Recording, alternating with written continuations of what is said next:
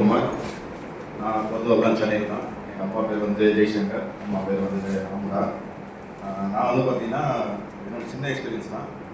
ISIS பேங்க்கில் X-employee. நான் administration ஆஃபீஸராக ஒர்க் பண்ணிட்டு இருந்தேன். கோவிட் வரைக்கும் நல்லா தான் போயிடுச்சு.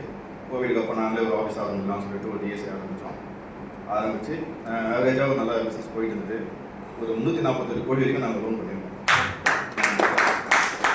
அது எல்லாமே கோவிலில் யாருமே கேட்கல. அது அப்படியே டவுன் திருப்பி எங்கள் மேலே திரும்பிடுச்சு. ஸோ எங்கள் ஆஃபீஸெல்லாம் க்ளோஸ் பண்ணுற மாதிரி ஆகிடுச்சு. ஸோ டோட்டலாக அப்படியே ஜீரோ ஆகிடுச்சு லைஃப். நம்ம என்ன பண்ணுறது ஏது பண்ண தெரியாது, எந்த வேலையும் தெரியாது. எங்களுக்கு ஃபஸ்ட்டு ஃபேமிலி பேக்ரவுண்ட் கிடையாது, எதுவுமே கிடையாது. ஸோ அப்போ ஏதாவது தொழில் பண்ணலாம் அப்படின்னு பார்த்தா தொழில் பண்ணுறதுக்கு ஒரு அட்லீஸ்ட் ஒரு 3 மாதம் 4 மாதம் அனுபவம் வேணும். அது வரைக்கும் ஃபேமிலியை பார்க்கறதுக்கு ஒன்றுமே கிடையாது.